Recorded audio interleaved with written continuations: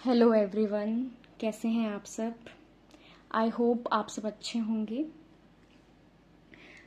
आज हम करने वाले एक छोटा सा टॉपिक करेंगे, ठीक है।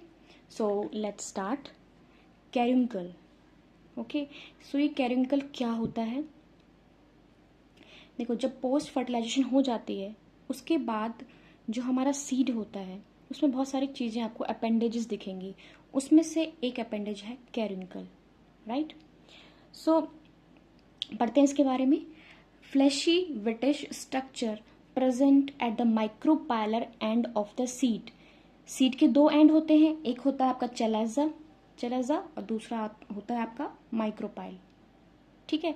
तो जो माइक्रोपाइल एंड होता है सीड का, वहां पे आपको ये फ्लैशी विटिश स्ट्रक्चर मिलता है। स्पॉन्जी स्ट्रक्चर होता है। स्पॉन्जी का मतलब क्या होता है। स्पॉन्ज आपने देखा होगा, स्पॉन्ज के पास कैसी पावर होती है, वाटर रिटेन करने की पावर होती है। तो वैसा ही स्ट्रक्चर होता है, व्हाइट कलर का होता है, ठीक है। किसकी वजह से अराइज होता है। Due to proliferation of cells at the tip of outer integument at the side of funiculus और ऑल अराउंड माइक्रोपाइल, ठीक है। ये तो मैंने लाइन पढ़ ली, आपने भी पढ़ ली, ठीक है। अब हम आते हैं, ये देखो, ये आपको स्ट्रक्चर दिख रहा होगा।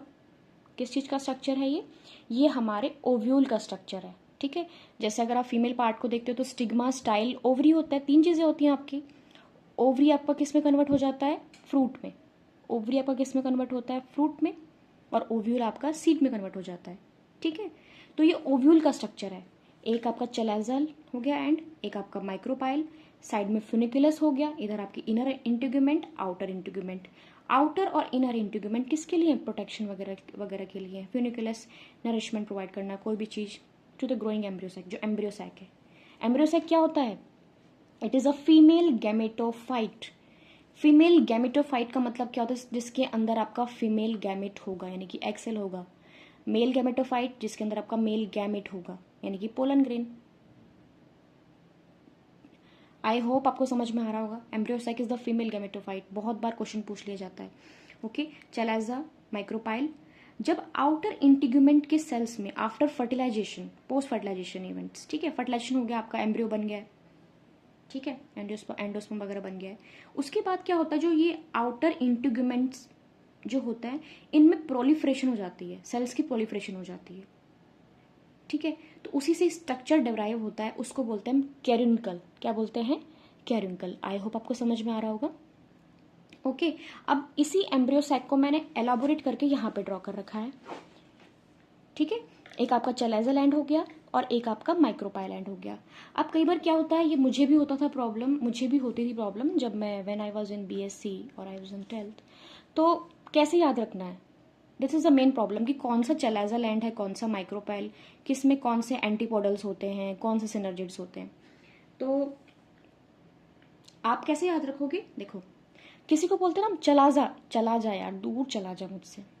तो चला जाएगा कोई आपके, अगर कोई चला जाएगा तो वह एंटी हो गया ना। तो ये, सॉरी मैं मेंशन करना भूल गई यहाँ पे, दीज आर एंटीपोडल्स, राइट। तो चलेजल एंड पे आपके क्या होंगे, एंटीपोडल्स होंगे, एंटीपोडल्स, राइट। तो दीज आर एंटीपोडल्स। तो चलेजल एंड कौन सा होगा, जहां पे आपके एंटीपोडल्स होंगे।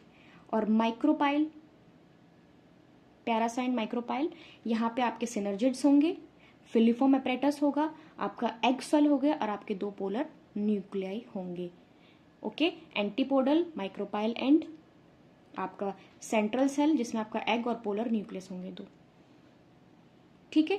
क्लियर एम्ब्रियोसाइक आपका। अब जो मैंने आपको ये ओव्यूल बताया है, अब कई टाइप के ओव्यूल होते हैं, कोई हेमियोनोट्रोपस होता है, कोई ऑर्थोट्रोपस होता है। अगर आप चाहते हैं मैं उसकी वीडियो बनाऊं तो मैं उसको भी डिस्कस करूंगी, ठीक है। तो अभी मैं डिस्कस नहीं कर रही हूँ, ये मैंने बेसिक इसलिए बताया आपको क्योंकि अगर आपको ओव्यूल एकदम से कुछ याद नहीं आ रहा है तो थोड़ा सा आपको रिविजन हो जाता है, right. So this is ovule. Ovule के अंदर होता है हमारा एम्ब्रियो सैक, ठीक है। तो जब आपका पोलन ग्रेन यानी कि पोलन ग्रेन आएगा आपका, ठीक है, जब आपका मेल गैमेट एग से फर्टिलाइज करेगा, ठीक है, आपका एम्ब्रियो बनेगा। और अगर पोलर न्यूक्लियस के साथ करते हैं तो आपका प्राइमरी एंडोस्पर्म न्यूक्लियस बनता है ना, ठीक है। इसी को हम डबल फर्टिलाइजेशन कहते हैं। दो बार फर्टिलाइजेशन होता है, इसे डबल फर्टिलाइजेशन कहते हैं, राइट। ओके, आई थिंक आपको क्लियर हो गया है। अब हम बात करते हैं, देखिए कि ये कहाँ पे मिलता है, कॉमन इन फैमिली यूफोरबिएसी। ठीक है, तो यूफोरबिएसी में एग्जाम्पल लेंगे हम कैस्टर। ऐसा नहीं कि कैरिंकल जो स्ट्रक्चर है आपको सीड में मिलता है, ऐसा है कि लीव्स में भी मिलता है, कई और चीज़ों में भी मिलता है, लेकिन हम यहाँ पे पर्टिकुलरली सीड की बात कर रहे हैं। Okay, so it is common in family Euphorbiaceae. Example castor, इसका बोटेनिकल नेम है रिसिनस कॉम्बिनस। सॉरी, सी यहाँ पे सी मैंने एक एक्स्ट्रा जोड़ दिया है, सी एक ही सी आएगा, Ricinus communis. I hope that make sense. Ricinus communis, आपको बोटानिकल नेम याद होने ही चाहिए और अंडरलाइन करने की हैबिट डालिए। ओके, सो कैस्टर रिसिनस कॉम्बिनस, सबने आपने ये देखा होगा, सबने नॉट श्योर सबने देखा होगा, इट डिपेंड्स आप किस स्टेट से। तो common in family Euphorbiaceae castor में मिलता है, मतलब इस फैमिली में मिलेगा आपको। ओके, अब बात करते हैं कि फंक्शन। ठीक है, being sugary it is eaten by ants. आप देखो ये मैंने यहाँ पे ड्रॉ कर रखा है, ये सीड है आपका और ऐसा स्ट्रक्चर आपको कैरिंकल दिखेगा। Being sugary it is eaten by ants, क्योंकि इसमें शुगर्स होंगे, तो कोई चीज अट्रैक्ट क्यों होती है किसी चीज से। आपने कभी देखा है, अगर आपने फ्लावर को देखा होगा, अगर आपने सदाबहार देखा होगा, पेरीविंकल, आई थिंक सबने देखा होगा, तो उस पर देखो चींटियां बहुत जाती हैं, क्योंकि शुगरी सब्सटेंस रिलीज करता है, वही आपका एक तरीके से पोलन ग्रेन्स को डिस्पर्स कर रही है।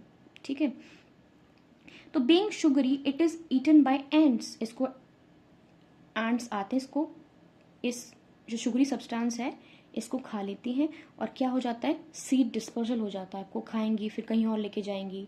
ठीक है, तो सीड डिस्पर्जल हो जाता है। और सीड डिस्पर्जल थ्रू एंड्स, एक और चीज पढ़ लेते हैं हम कि जो सीड डिस्पर्जल होता है एंड्स के थ्रू, उसको क्या बोलते हैं, मायरेमेकोकोरी। कोरी मीन्स डिस्पर्जल और मायरेमे ग्रीक वर्ड है, इसका मतलब होता है एंड्स। ठीक है, तो बीइंग शुगरी कार्बोहाइड्रेट रिच होता होगा, तो it is eaten by ants which help in seed dispersal. I hope that makes sense, right. Next is hygroscopic in nature. Hygroscopic means क्या होता है कि it absorb moisture, it absorb water, water absorb करता है। ठीक है, and water absorb करके कहाँ पे पास करेगा, उसके सीड के अंदर क्या है हमारा, बताओ, ओव्यूल है, ओव्यूल फर्दर सीड बनता है, सीड बनाएगा, सीड के अंदर क्या है, एम्ब्रियोसाइक। यहाँ पे एग जब फर्टिलाइज हो गया मेल गैमेट का, तो क्या बनेगा, एम्ब्रियो बनेगा ना, बनेगा। तो absorb water and passes it to on embryo during germination. ठीक है, तो ये क्या क्या ट्रांसफर कर रहा है, वाटर, किसको, जो ग्रोइंग एम्ब्रियो जब ग्रो होता है उसको प्रोवाइड कर रहा है, and pass it on embryo during जब वो जर्मिनेट करता है। तो फंक्शन आपको पता चल गए, being sugary it is eaten by ants which help in seed dispersal, and second one is its hygroscopic in nature which absorb water and pass it on embryo during germination. समझ में आ गया आपको। So it is a fleshy whitish structure, spongy structure present at the micropyle end of the seed. It arises due to proliferation of cells at the tip of outer integument. ये है outer integument, कहाँ पे है, at the side of funiculus के side में है, ये funiculus के साइड में है, और all around the micropyle, ये micropyle है ये वाला एंड। ठीक है, अब बात आती है, मैं आपको दिखाती हूँ। ठीक है, लाइव डेमोन्स्ट्रेशन। वो तो अच्छा है कि मेरे पास सीड अवेलेबल था, मेरा एक लैबमेट है, वो उनका वर्क इस पे था, तो वहाँ से आई होप आपको दिख रहा हो, मेरा कैमरे क्वालिटी इतनी अच्छी नहीं है, सॉरी फॉर दैट, बहुत मुश्किल से मैं वीडियो बना रही हूँ। सो देखो आपको ये है, this is seed of, as you can see, कहाँ पे दिखाऊँ आपको, वेट,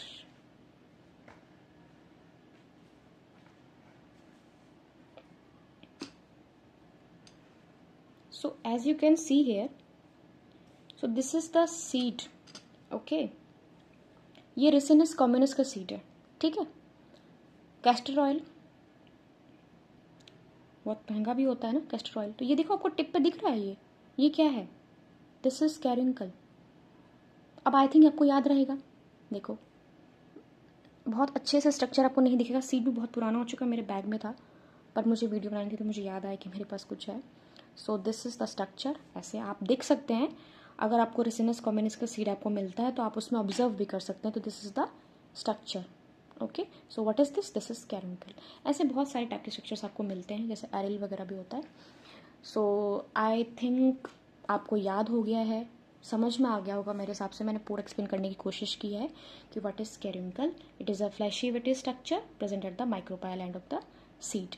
ये आपको जनरली आपको बहुत 1 मार्क अगर आप MCQ कभी आप कॉम्पिटिटिव एग्जाम्स में देते हो, तो बॉटनी वगैरह के एग्जाम्स में, एम्ब्रियोलॉजी के एग्जाम है, तो पूछ लिया जाता है कि कैरुंकल क्या है, जो माइक्रोपाइल एंड में प्रेजेंट होता है उसका हाइग्रोस्कोपिक नेचर होता है, कहाँ से प्रोलिफरेट, कौन से सेल्स प्रोलिफरेट करते हैं, तब ये बनता है।